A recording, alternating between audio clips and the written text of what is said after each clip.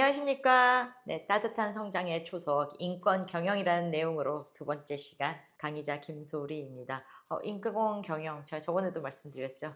네, 우리 다 함께 홍익인간의 뜻으로 인본주의를 실천하는 널리 세상을 이롭게 하고 사람 중심의 본연의 세상으로 갑시다. 한마디로 그냥 극도로 막 달려가지 말고, 극도로 달려가면은 나 혼자만의 1등이 되는데 나중에 주변을 보면은 황폐화돼서 결론적으로 내가 재화 서비스를 팔아먹을 데가 없다는 거예요. 그러면은 재화 서비스를 팔아먹고 그거에 대해서 또다시 이걸 순환을 시키려면은 주변에 사람이 있어야 되잖아요. 그래서 그 사람들과 다치지 않고 어떻게끔 함께 성장해서 내가 망하지 않고 끝까지, 제가 요즘 그런 말 하는데, 가늘고 길게 살자가 어떻게 보면 나쁘지 않은 것 같아요. 가늘고 길게 살자. 근데 어떻게 보면은 이 인권 경영이나 제가 저번에 했던 윤리 경영은 가늘고 길게일 수 있지만 그렇게 가늘지는 않을 수 있거든요. 적정한 굵기에 길게 살자, 이게 있는데, 이걸 해야지만 적정한 굵기에 길게 살지, 이걸 하지 않으면은 길게도 못 살고 가늘어지다 못해 그냥 없어져요. 끊어지는 게 아니라 소멸.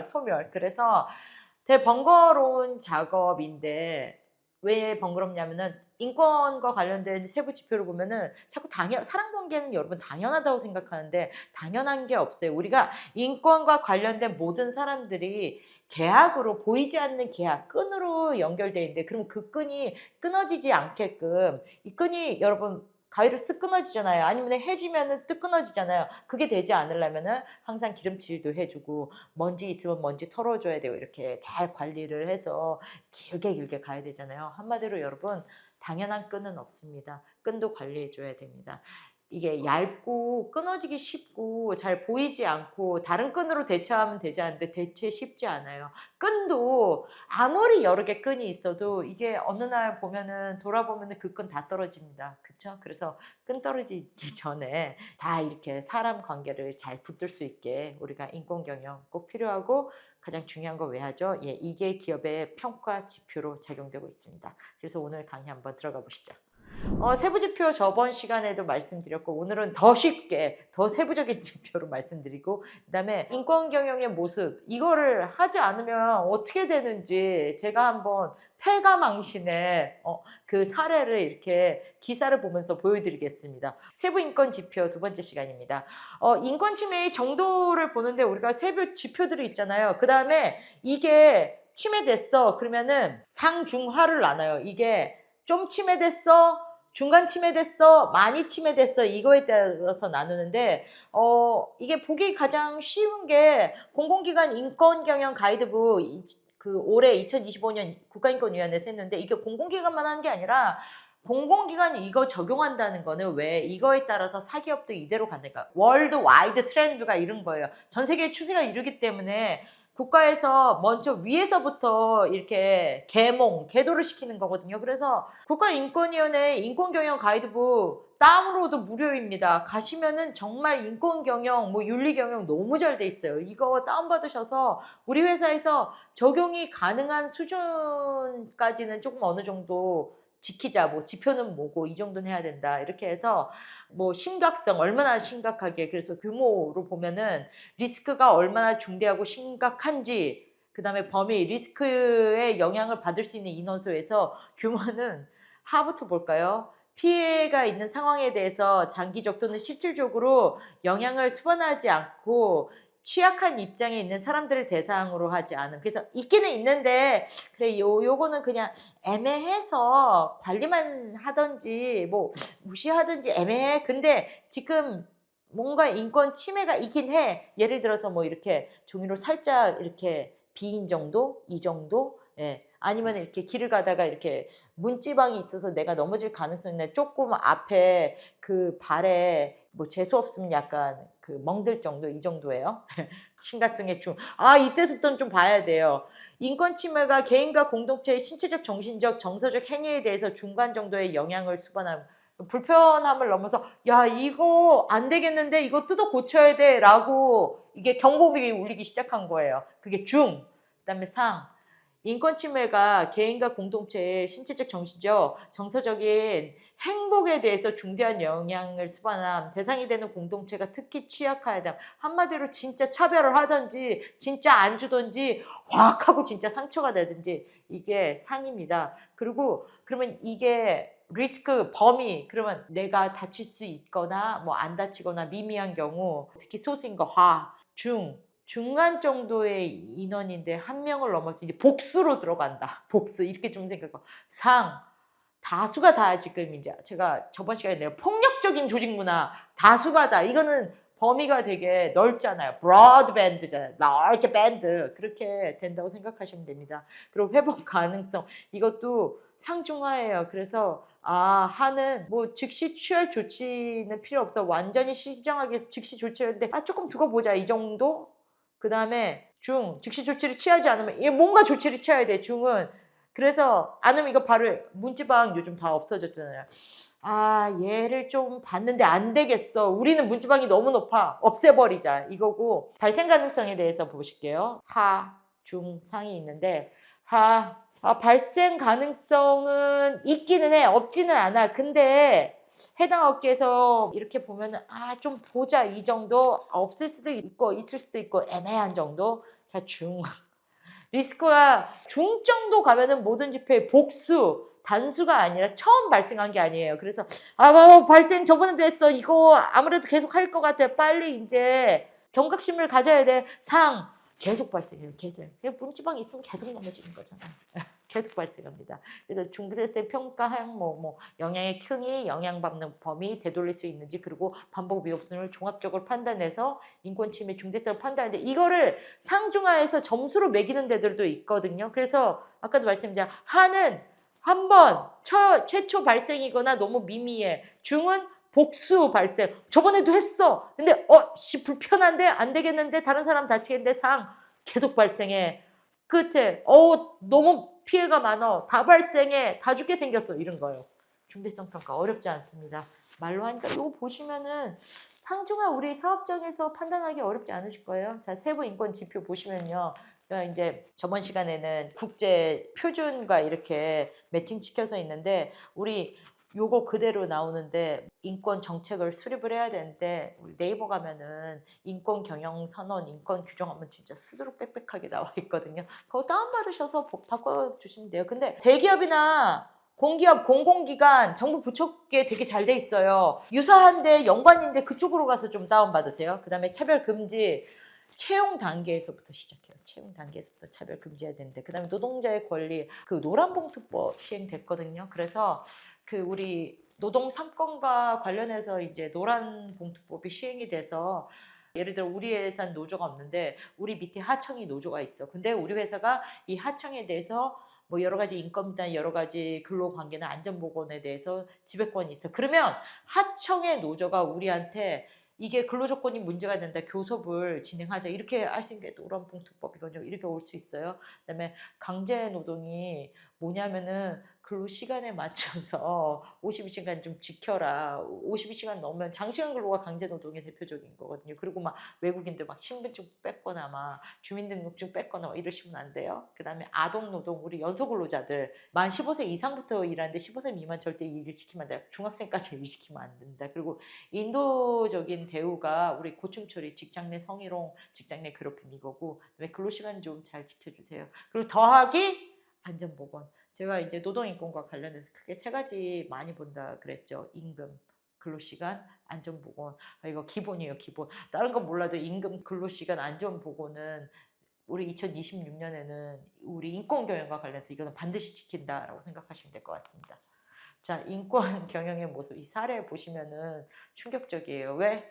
첫 번째는 이제 납품 거래 중단이고 두 번째는 우리가 아니라 어디 저 협력사에서 아니면 외국에서 문제된 건데 우리나라의 법원에서 문제가 돼서 이걸 제재를 가겠다 이런 뜻이거든요. 그래서 인권 문제가 발생하면은 아예 투자도 못 받고 거래도 못 받고 처벌도 받는다 이렇게 생각하시면 되는데 강제노동 확인 이게 우리나라 신안에 염전이 되게 많은데 태양염전이라고 있어요. 이 태양염전이 임금 체불하고 장시간 근로가 걸렸어요. 근데 미국에서 이걸 기화로 한국 신한 태양염전이 원산지로 된 데는 우리 미국에서 팔 수 없다. 이게 납품 거래 중단이거든요. 뿐만 아니라 얼마 전에 미국 대사관이 태양염전 옆에 있는 태평염전에 실사를 나갔어요. 왜? 그러니까 솔직히 미국 대사관이 우리나라에서 실사의 권한은 없어요. 우리나라 사기업에서. 근데 그들이 조사를 할 수 있게 열어줬어요. 왜냐하면은 미국이 이제 미국 대사관 측으로부터 전달한 게, 자, 너네 인권 침해가 없어야지만 미국에 판매할 수 있어. 인권 침해 유무에 대해서 우리 조사할 건데 그거를 협조를 해줘. 협조하지 않으면은 너네는 이 부분에 대해서 증빙을 못했기 때문에 우리나라에서 판매할 수 없어. 이렇게 되니까 태평염전에 갔는데 태평염전이 미국에서 매년 이제 각 나라별로 미국에 수출을 하는 나라들에 대해서 인권 침해도에 대해서 평가를 하는 그 보고서가 있거든요. 그래서 그 침해가 심한 나라는 우리가 받지 않겠다고 하는데 태평염전에서 강제근로, 뭐 임금체불 이런 게 있었어요. 그래가지고 2020년에는 우리가 대한민국에 A등급을 받았는데 21년도에는 태평염전 때문에 우리가 B등급을 받았거든요. 그런 거예요. 그래서 다시 그 태평염전에 너네가 침해 있는, 그러니까 걸린 데 가서 계속 이렇게 쪼거든요. 여러분 세무조사나 노동청 조사 보면 아시잖아요. 그래서 태평염전이 또 갔어요. 근데 태양염전에 올해 확인이 돼서 태양염전 거 안 받는다. 그리고 예전에 확인됐던 태평염전이 이제 주미 대사관에서 조사를 개시를 했거든요. 그래서 납품 중단, 거래 중단이 있을 수 있고요. 두 번째는 이제 우리 그 명품이 제일 많이 있는 그룹, 이 그룹 있잖아요.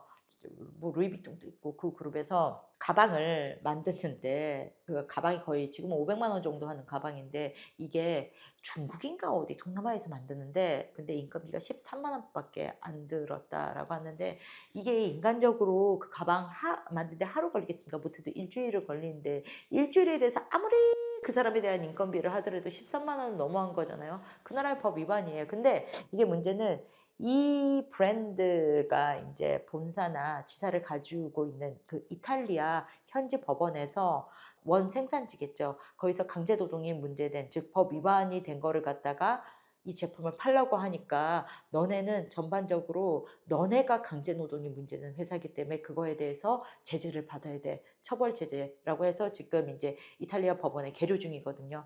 결론적으로는 인권 경영이 제대로 실천되지 않는 데는 이렇게 옴짝달싹 못하게 망할 때까지 가본다. 이런 데는 기업이 장사를 하면 안 돼. 고기를 끊어보겠어. 이런 트렌드입니다. 아셨죠? 그래서 이제 인권에 대해서 생각해 볼 문제 제가 이제 하나인데 에코하우스 요즘 막 모듈 주택하고 막 여러 가지잖아요. 에코하우스를 제작하는 A사에서 뿅뿅시에 직접 현지 인력을 그 A씨 주변에 이제 경제 부흥을 위해서 그쪽 출신 사람들만 채용을 하고 현재 이제 한 20채의 집을 짓고 공공시설을 건설했다. 뭐 우리 얼마 전에 산불이 크게 났잖아요. 그래서 그 산불이 난 지역에서 이제 사람들이 먹고 살 게 없으니까 그 지역 사람들을 이제 채용하고 뭐 그 지역에 이제 우리 뭐 집도 만들어주고 뭐 경로당도 타고 그 지역에 뭔가 하겠다라고 해서 에코하우스로 만들어서 이렇게 하겠다라고 해서 어느 회사가 들어왔는데 첫 번째, 현장에 긴급히 투입할 인력이 필요해서 채용 공고 모집 인원에 성인 남성이라고 했어요. 건설 인력이 뭐 대부분 남성이겠지만 여기서 설사 실제 면접을 보고 남성을 뽑는다고 하더라도 채용 공고에 저렇게 남녀 차별적, 그러니까 차별의 합리성이 없거든요. 여성들도 지게 이고 다닐 수가 있어요. 아예 못하는 게 아니잖아요. 극단적인 예시를 드린 거예요. 그래서 성인 남성으로 채용 공고를 했어요. 그러면 채용 공정화에 관한 법률에 위반이 되는 거죠, 이미. 예, 그리고 남녀 차별, 인권 침해가 있습니다. 정확히 말하면 다른 나라에 많이 했는데 뭐 정확한 현지의 노동법, 그러니까 우리나라로 치면은 그 각 지역마다 조례하고 규칙이 있잖아요. 그래서 그거를 좀 몰랐던 거예요. 그래서 여성 근로자의 경우 남성 근로자보다 우리 보통 지자체별로 생활임금이라는 게 있거든요. 최저임금 말고 그런 게 있는데 임금을 이렇게 받는데 임금 시세가 여자가 좀 낮은 거예요. 여자가 좀 시세가 낮아가지고 그냥 같은 일을 예를 들어 같은 벽돌을 나르는데 남자도 하루에 60개 나르고 여자도 하루에 60개 나르는데 그냥 여사원 근로자의 인건비가 낮다고 해서 남자는 하루 일당 15만 원 하고 여자는 하루 일당 10만 원으로 책정을 했어요. 그렇게 되면은 그렇죠. 임금에 있어서도 남녀 차별, 정당한 이유 없이 차별을 일 똑같이 하는 거잖아. 성별에 의한 차별이기 때문에 정말 문제가 될 수 있습니다. 세 번째 이제 문제는 공사 현장에서 중장비 사용으로 그 주변에 살고 있는 주민들로부터 항의가 있었어요.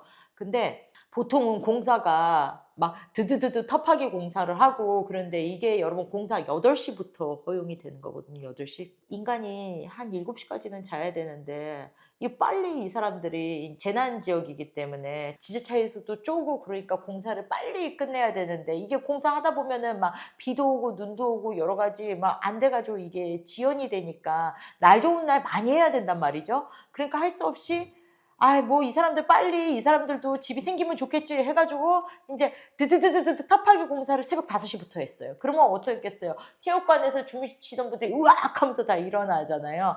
주민들로부터 항의가 있었는데 그 현지 법상 주변 소음에 대한 규제가 없었던 거예요. 이 공사는 뭐 이렇게 하고 해야 되는데 마침 그 동네 지자체의 조례나 뭐 규칙으로 그리고 건축법상 이게 문제가 안 됐던 거예요. 그래서 주민들이 뭐라고 하든 나는 법 위반이 없어 그러면서 공사를 그대로 진행했어요. 그러면은 이게 어떻게 돼요? 비록 법 위반이 없다고 하더라도 지역 주민의 인권이 침해된가 지역 주민들이 잠을 못 자요.